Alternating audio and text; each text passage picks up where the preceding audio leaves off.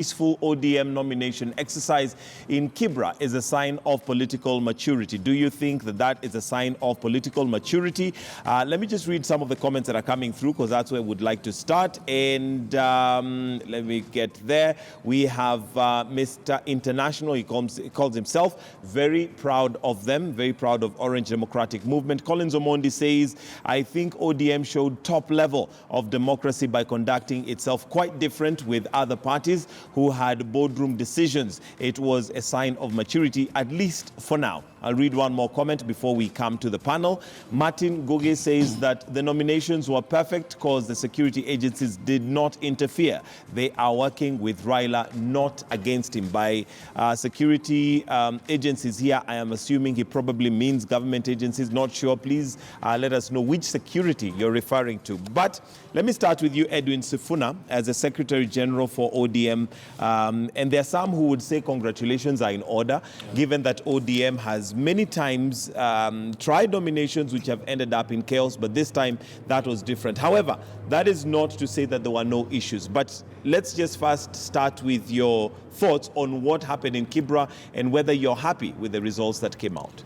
Okay, first I want to make it clear that we do not expect or demand adulation for doing the right thing.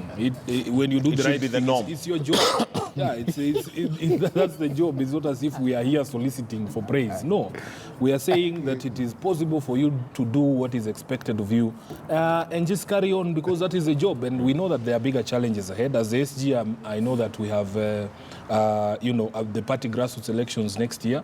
And some of the challenges that we faced in Kibra on Saturday have to be addressed before that. So, for instance, these instances of people who are members of a party but probably are not on the register of members is something that we hope to correct, because at that particular stage, prior to the grassroots elections, we want to begin the process of member recruitment afresh. So that even if you are a member of ODM, we want you to come to your regional office and validate it, so that this time round we're going to go fully digital, so that it is possible for you to even interact with the party through an SMS mobile, an SMS code, or even through a mobile application.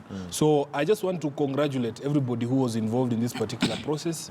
The chairperson of the board, Judy Pareno, our executive director and all his staff at Orange House, of course, the participants, the candidates themselves, and everybody in Kibra for keeping the peace and respecting the process. All right, let me come to you, Javas Bigambo. Your thoughts on this? And of course, saying that there was no violence is not an indication that there were no issues, which the Secretary has equally highlighted. In fact, it surprises me that some people are looking forward to violence. We should have clean politics. Violence should not be an aspiration in any electoral process. But what is impressive, of course, is that this moment we saw ODM pulling its socks from around the anklets to knee-high in terms of the open manner, the clear manner in which they conducted the elections. It's clear to us that political parties can disable or enable a clear democracy, and that to start having electoral justice issues, it starts from the nomination processes and all the way to the ballot. In fact, if with the benefit of a retrospect, when you look at past elections, even general elections, we do not expect and we can't even demand to have electoral justice, much as it's expected, conducted by IEBC when political parties themselves are engaged in injustices. So I think it is proper, it is fitting, it is necessary. I just want to pleasantly hope that ODM and all the other parties will not again go back into some of the challenges that they've been having. It's also good to see the Secretary General saying that they have identified and appreciate various challenges, and they want to overcome them in the times to come. And I guess one of the things that will make sure that they don't go back that way, other parties don't go back that way, is identifying what the initial issues were and dealing with them. But let me hear your opening remarks on that, Weda. Yeah, I think this one they have done well, but let's not have false hopes, so that we think there are good things to come, there's a sign of maturity and blah, blah, blah. The chaos in the political parties first are deliberately made. Sometimes the establishment wants certain candidates who are not very popular. So what do? You do a sham elections, then there are confusion, then you give your friends. So it's deliberate. Secondly, they do not have the resources and the network to go around when it is the whole country. This time, there were many candidates, there's a lot of money, the Prime Minister wants to make a good name, Sifuna here wants to make a good name, so they know what is right. All the political parties know what ought to be done. But to be fair, Weda, yes. We do know that, for instance, yes. The leader of the party, Raila Odinga, yes. was with the aspirants, and he made it very clear that yes. he has no favorites, he has none that he's favoring, yes. and therefore it's just going to be a fair election. So I think it's good to give credit. I have given, you have heard me giving credit again and again. But now I see we are moving into the narrative. This is a sign of things to come. This is maturity. And I'm telling you, the chaos we have witnessed before has not been deliberate. It has been deliberate. In all parties, not just ODM. Oh, that one, Jubilee, TNA, all, it is arranged because some people are supposed to be in, they are not popular. What do? You do a sham election for them, you give them tickets or you give them ballot papers, they hide in some forest, then they declare themselves leaders, then the Secretary General says, we have taken that one. Secondly, even now when you go to the real election, the resources and the networks that the parties have are not enough to conduct free and fair elections. So we are saying they did well in this one. This one, even Baba himself stayed away. And the Secretary General and his team wanted a good name, which we give you now. But having hopes that this is the way it will be in 2022, you will be so disappointed you want to fail people. Because that time, even people also buy tickets. I will try to visit Sifuna here if I'm running on ODM and I tell Sifuna, there's something to help the party. And you look at it and see the work at hand. And he says, yeah, people like you are very strong. We need you in the party. So the cause of chaos, the cause of chaotic party nominations is not just for one reason. It is for several reasons, and some are beyond the parties. Okay, Edwin, you wanted to give a rebuttal to that. First of all, I don't think it is Weda who bestows a good name. A good name will come from the good deeds. For us, really, we can't speak about Jubilee because they, even in this particular instance of Kibra, they did not even attempt to, try a democratic process of identification of their candidate. There was all sorts of hue and cry. But of course, I also understand their difficulty because it is quite hard to find the members of Jubilee in Kibra. So I can understand that the only place they can find a few, they can round up a few in Pangani, and then they claim these are people from Kibra and they give a ticket. But for us, this is something that is a systemic change, Mike, because it has not just happened overnight. When I was appointed the SG, we put together a task force that was led by Professor Catherine Muma. And they did a fantastic job. They went across the country to listen to the views of members of a party. And it is our members of a party, our own members, that told us that previous nominations have been a sham. That report did not seek to hide anything. It was just the bare truth, and we decided as a party that we are also not going to hide our heads in the sand. We are going to confront the problem. So it is something that is, there is method to it. It is not a fluke. So I can guarantee you that going forward, in all the election exercises that we undertake as a party, we are going to try as much as possible to do right by our members. And of course, there are challenges, as I have said. We also appreciate that there has been improvement, for instance, in the allocations that we receive from the political parties fund after we went to court and got an order. Parliament and Treasury have not fully complied with it, but we appreciate that they have told us that they will comply incrementally. So even when you talk about the money, I had 10 candidates in Kibera. Each one of them was paying 250,000 shillings only. That is 2.5 million shillings. The party has spent 10 million shillings on this exercise in Kibera. So it's not that we are raising money from these candidates. They'll appreciate that this particular exercise has been heavily financed by the party itself. Okay. And that finance, the dent on our account, is necessitated by the fact that they themselves determined, and the people of Kibra demanded that is the process they want to use to... That they want to use to get that. When coming back to Jubilee, yes, and of course, Sifuna has highlighted something here. Even the way the candidate was selected for Jubilee has already brought issues within Jubilee itself. And that is where we need to move away from, some might say, in regards to how nominations should be done. Because who decided for Jubilee that that's the candidate that Jubilee would want? Thank you. First of all, I appreciate the Jubilee is relatively new. We are about a few years. I'm not sure. Oh yes, Jubilee is new. They're new, but the players are still the same. ODM has been there from time immemorial. It is the individuals. It is national. It's large, but it's a young one. This one is Amzee. ODM is Amzee with all these things. But I think. Although the party constitution allows that a few members can sit in and they go round, the process through which they nominated a candidate goes against the principles of democracy, especially a ruling party. They would have done even at least a sham nomination, in my view, is much better than a boardroom decision, because boardroom decision depends on who is backing you up and who is with you and so on. So there, I think as Jubilee, we didn't do well. They failed. We failed there, but we will improve. It is only that now these people joined us and they learned from us the good things. We seem to be learning their bad things. So we are pressing their bad things, they are pressing ours. Yes. You admit there's something to learn from ODM. And yes, Jarvis. You see, when you put ODM here and Jubilee and other parties that are fielding candidates in Kibra, you realize that in some parties, we're seeing party leaders being pedal pushers for certain candidates. In ODM, we didn't see any pedal pushing for any preferred candidates. And that tells you that when pedal pushing is stopped by party leaders, then the will of the people is manifested. You see, for example, let me take the case of ODM. The candidates presented by ODM, all of them were fine candidates, individuals with the pedigree, etc. If you look at the other individuals, even in the other parties, etc. But then it's a question of the will of the people in a democracy. So even in a nomination exercise, whether they are big parties such as ODM, or new parties such as Jubilee, or even fairly young and new parties such as MDG and others, or even Ford Kenya, all parties that are going to field candidates, or even field candidates in whatever election. The exercise is supposed to have the people decide on who is it to represent their interests and legislate for them.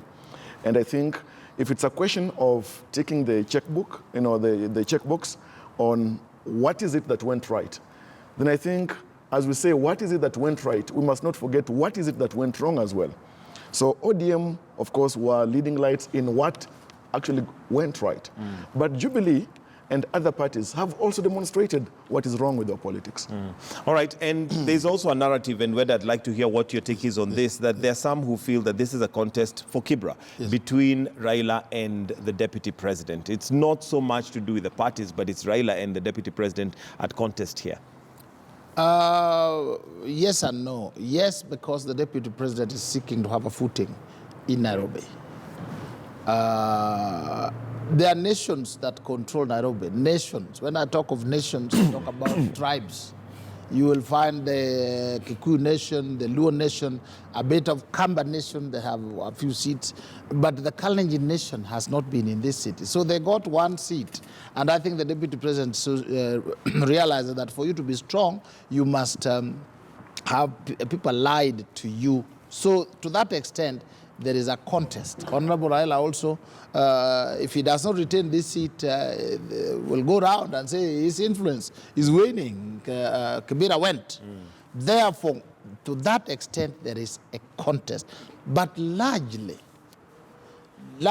I think it is a contest to replace the late Ken Okoth. And that contest, each person requires, Jubilee would like to take it as a party, and ODM would like to retain it. When you talk about Jubilee, you are not essentially talking about the deputy president. You are talking about the president, you are talking about all of us. But in it, we have various factions. So that when it is Jubilee, then you can't say it is the deputy president. I hope you understand that argument. But underlying the currents, the deputy president would rightly want to upset Honorable Raila so that when they go for the contest in 2022, he says the Mzee is finished. Finished completely, so let's move forward. And you see, there are many people who are faint-hearted. People who love to be on the winning side. Quite a number of people like, when you look winning, they join you. When you have difficulties, they start saying the mistakes you have done. So that is what he's trying to do. Honorable Raila, on the other hand, would like to win and tell you I am still as strong as ever. And talking about upsetting, we, Honorable Sekjen, Embakasi and Ugenya maybe are lessons that ODM may have picked a few lessons, having lost. Is this also one that ODM maybe would be worried that if they lost, then it may show a winning or rather a losing support for ODM as a party? You know, it's usually a very interesting question to get from the media houses. I think as a party, even before I became SG, the death of ODM has been pronounced so many times, but we are still here.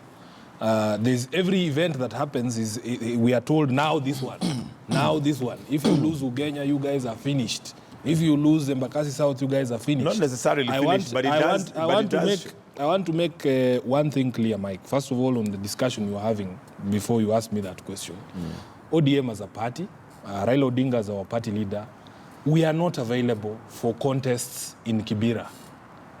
In Kibra, it is a simple task that is before the people. They want somebody who will continue the good work that Ken Okoth was doing. We are up against the poverty in Kibra. We are up against the lack of health facilities or adequate health facilities in Kibra. We are up against lack of adequate water. We are up against issues of sanitation. We are up against issues of education and improving the education infrastructure in Kibra. We are not available for any other contests. Those who, you know, in this country, there are people who will always look and search for relevance at every point by picking on Honorable Raila Odinga so that they appear to be equals and tussling on the same stage. Honorable Raila is not available for those things. We want to have a campaign that is devoid of some of the things that my brother is alluding to here about constituencies or communities that, govern the politics of Nairobi. Kibra is a very different ballgame altogether. It is a very cosmopolitan place, but those people have always lived together as one community because the problems that they face, they are very communal. It's not as if the Kikuyu in Kibra has water and the Luo does not have water. It's not as if the Luya has access to clean toilets or better facilities than his Kalenjin brother who lives with him in Kibra. So we want these people who want to import these bad manners from Keses and all the other rural constituencies to Kibra. We want to have a conversation about the issues that face the people, and of course to remind them that if you like, say, mangoes, do not go under a coconut tree waiting for mangoes. If you are happy with the work that Ken Okoth was doing and he was an ODM member of parliament, do not expect that somebody else will come and continue that good work because they don't share the same vision.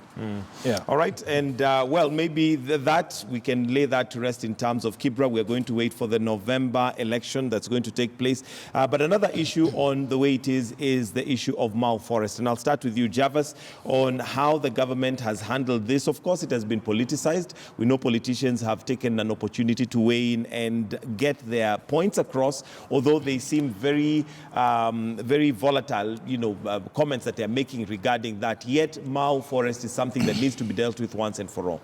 Well, the necessity of conserving and sustaining the Mau Forest should not even be a debate. When you look at global warming and its effects, etc., when you go and see, for example, how even this year and even last year, we did not see the spectacular and phenomenal wild beast migration. When you see the Mara River having dried up in most of its parts, and then we want to be lackluster about conservation of the Mau, then I think we are trying to play Russian roulette with the issue of conservation altogether. What is necessary is for us to see how is it that all stakeholders can come together and see how justifiably and reasonably the matter can be handled. The issue of ejecting the squatters or the settlers in the Mau Forest is something that needs to be handled in a very careful way. These are citizens of this country. These are individuals who need to be protected by the state. So yes, they need to be evacuated. But we need to see how, from which place they are living right now to an alternative place. The other thing is this. People must not seek to find political capital out of the Mau Forest conservation issue. We need to see the national government, through the Ministry of Environment and other stakeholders, KWS, Kenya Forestry Services as well. We need to see politicians whether they are Maasai politicians of Narok, whether they are Kalenjin politicians of Narok, whether they are other politicians outside Narok, whether it's a question of political parties and other key players, including just citizens of the county, and all of us, of course, we are stakeholders. We need to see how this matter can be settled once and for all, but settled, under the ambit of the law, common sense, and reason. Okay. What are your thoughts on Mau Forest and how it's been handled so far? Yeah, I think conservation, that is good. We were given this earth by the King of Kings, and we're supposed to preserve it, protect it, use it, dominate it. The question is how? How? If we are removing people from Mau, how? Last time I was here, you were saying, why remove students who are going to do class 8 in August and not December? That does not need science, it does not need prayers. It just needs a leader making a decision with a good heart, looking at it and say, we have to do this, but let's do it appreciating that there are human beings in there. Then there are also people who have quarter acre, 1 acre, and if you see them, you just see them and say, this one has nowhere to go. But there are also others, when you see them, you know they also own flats in Kileleshwa. So you can tell them, my brother, move to your Kileleshwa home. This is a no-go zone. But there are others that are vulnerable down there. It doesn't matter whether you are a Maasai politician or you are a Kalenjin politician. You just look at the human being, the image of God, and you say, this one we need to preserve. So I think in terms of decision-making, there have been mistakes.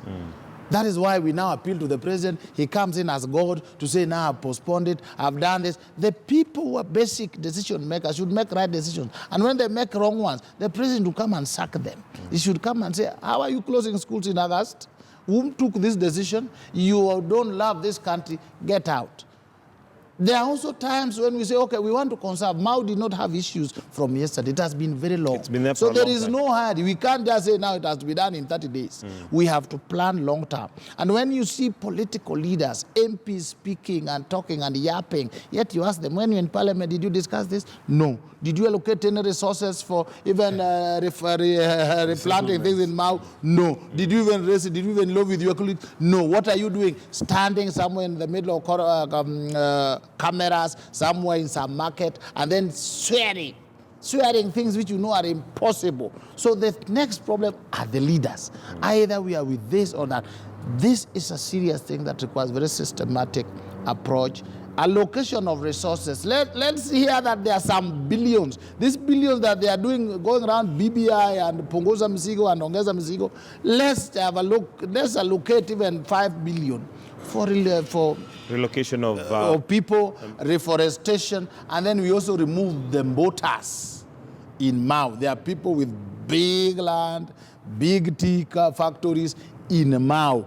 Can we start with them before we go for the small market? All right, Edwin Sifuna, and of course this is something that cost Raila his political capital at one time when he tried to deal with Mau, and it keeps recurring. So it needs to have a solution that is once and for all, because at the end of the day, like Javas mentioned, we are dealing with an environmental issue which is going to affect us whether we like it or we don't, if it is not dealt with once and for all. Yeah, I'm very clear in my mind that everybody who is within the forest complex has to leave. And there is general agreement. When you go to Narok, they all say the same thing. We are saying everybody needs to leave the forest. But then there are people who complicate issues for no apparent reason. I want to just inform my brother that, in fact, those students that he's talking about, the poor people with half an acre, they are being used as human shields for the people with the big, swaths of land within the Mau. So they are the ones who are fronted at the front there so that you can have that humanitarian appeal that we need to compensate people who are illegal in the forest in the first place. So people need to move, and in fact, it has been quite disappointing that the confusion that we see in the Jubilee Party now is filtering into the government, so that you have somebody who's a leader of majority in the Senate standing up to say that that is not a decision of cabinet, and yet he doesn't sit in cabinet. So we don't want that confusion within government. They can be confused there in Pangani, but please, as Kenyans, we expect that we have a government that speaks in one voice and that takes decision in the best interest of the country and pursues it. I will give you a very simple example of bad manners in this politics. And we will see who are the people who behave badly. You know, there was another exercise to kick out people from a road reserve, linking Ngong Road and Langata Road. And that road went straight through Kibra. You did not see ODM members of parliament, ODM leaders, myself as the Secretary General, calling press conferences to tell our people not to move.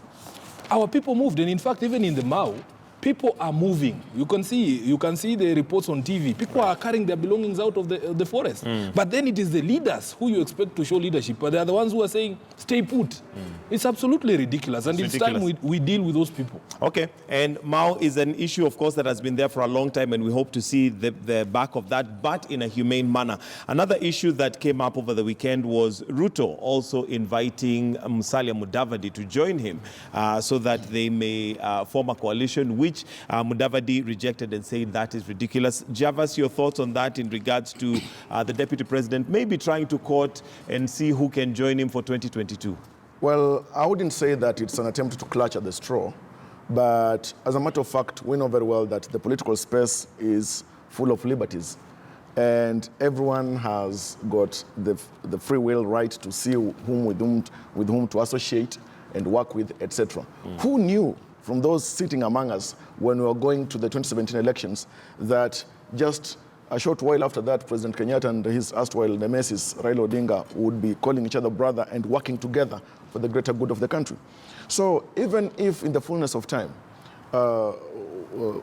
Ruto will work with Mr. Odinga or will work with Mr. Mudavadi or any other person, I think it's a question of the willingness of those individuals and their politics and the political parties to see whether they work together or not. And of course, we know very well that if at all Honorable Mudavadi would have easily acquiesced to the invitation of Mr. Ruto, then one would have felt that Mr. Mudavadi has not and is not preparing himself for the biggest battle and for the highest position in the land, which actually has been angling for so long. He would be willing to play second fiddle, and he has been known to be willing to play second fiddle, and that's, I think, a tag that he wants to run away from. Whether the Deputy President has consistently said that he is not politicking, but every meeting that he has, there's always a very strong political connotation as opposed to development, because really, he may say that that is towards development, but really that is going against what the President had asked, that politics should take a back seat and development takes a front seat. I think the Deputy President is preparing himself for a bid in 2022. So he uses every crowd. Even if he came here, he will first of all win you to support his bid, then you can do the interview. That's very natural. So he uses the development programs as a forum where people come and then you pump messages into their ears, because your maker says faith comes by hearing again and again.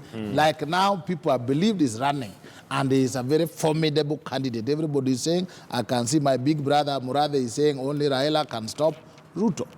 So he has relegated the rest, on Musalia Mudavadi, on Kalonzo Musyoka, and all these people, now they pay second fiddle to him. So he has built himself in a short period. And then now he invites Musalia Mudavadi. And without thought, I think Honorable Musalia Mudavadi has gotten it wrong. If you ask me, I'll tell him he's getting wrong. His handlers are getting all these things wrong. In what sense? Because in the political jostling, you build a team. In that team, you stand and say, back me up. It is me versus Raila. You are blah, blah, blah, blah, blah, blah. Or if you are not there, it is me. You don't reject people like this. I think they should learn from President Uhuru. He didn't reject people like that. Those who have rejected people like Yuajacom now realize that in the run-up, you allow everybody to come in. As many. Then when you sit down 100 meters, but that is, please allow me to finish. That is when you say, look, looking at the circumstances, it is me who has a chance. Even in 2013, everybody was around Uhuru, Honorable Ruto, Musalia was there, and people sat and said, I think we are going to back Musalia. You understand? That was on the table. Political strategy. Yes. All right. Then eventually, so this one of, you are told, oh, I've rejected, I'm running. This is too hasty. Please. Mike, Yes, Sifuna. if I can do the unthinkable and defend the deputy president on this particular issue of Mudavadi, that invitation that he made in Vihiga was as a result of signals that he received from Mudavadi and his party. It was his Secretary General of ANC, Barak Muluka, who was quoted in sections of the media. He was on a show on KTN saying they are ready to work with him. They have declared war on ODM and Raila Odinga, that they have finished their business with us, that they will be willing to partner with him to, oppose any possible referendum. So it is somebody, a lady who has sent you a signal that you can talk. Then when you go to greet her, she wants to cut off your arm. It's absolutely ridiculous. Number two, in this political space, and especially for these people who have been in politics for over 30 years, their careers are even longer than some of us have been on this earth. Everybody knows and understands them. You know, Mike, there are certain plants that cannot stand on their own. For instance, if you are going to grow passion fruits, you need a structure to be constructed that around which, yes, that plant can wrap itself. Or even in the animal analogy, animal kingdom analogy, there are parasites that cannot exist outside a host environment. They cannot fend for themselves. So if you find a tick on the back of a cow, it's very comfortable there. It is getting a lift. It is also drawing some blood and nutrition there. Then it looks very fat and it thinks that it is responsible for its own circumstances. But it is not. So people know that there are people who cannot stand on themselves or by themselves. So they know that at some point they will look for somebody to prop them up, which is why these invitations are going to them. You have not had anybody extending those invitations to people who they know can stand on their own. Jabez, you wanted to weigh in on that. Now, you see, of course, one thing, and I want to trust that Mr. Weda knows very well, that timing is key. That acceptance of that invitation right now would actually deal Musalia Mudavadi a political blow. And that when now the stakes are high for negotiation in 2021 or thereabout, then actually he'll be comfortably bagged and he cannot actually come on the table and claim to have a stake in it because already he would have, the chips would have fallen for him. The other thing is this. What if at all Mudavadi would have accepted to work outrightly with, of course, with Ruto, he would then begin to stand on amoebic feet, pseudopodia, false feet that cannot hold his weight. So actually, I think it's important for Honorable Mudavadi to craft and shape his own path, let Ruto shape his own, as Raila is shaping his own, and every other person is shaping their own. Then, in the fullness of time, if at all it is necessary for individuals to come and work together the way Ruto and Uhuru did in 2013, then let it be so at the right time. At the right time. When now you see that this kind of pact will deliver the desired results at the ballot. All right.